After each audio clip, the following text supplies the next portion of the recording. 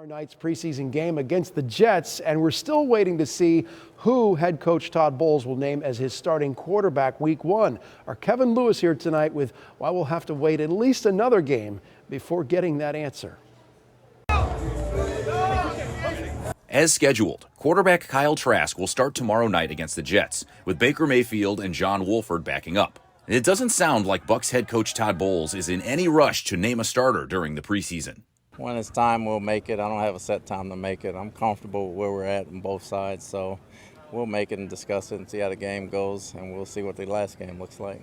Receiver Mike Evans is entering his 10th NFL season.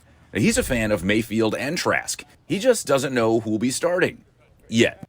They both have big arms. They're both very mobile, so they're similar in that regard. Obviously, they're a little different in size, but they have a similar play style. Really good NFL quarterbacks.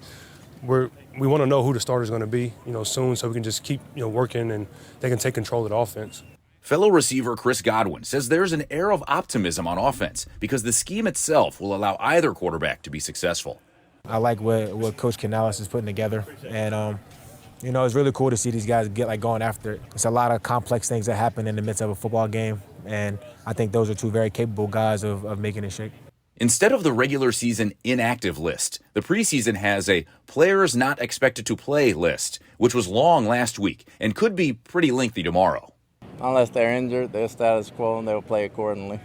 Evans hasn't played significant preseason snaps since 2018, so he's not going to see much action, if any. But don't close the door on number 13 just yet. Earlier in my career, I used to need about a quarter or two in like 1 or 2 games, but now I don't really need preseason.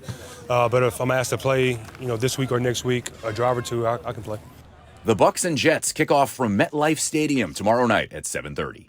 I'm Kevin Lewis, ABC Action News.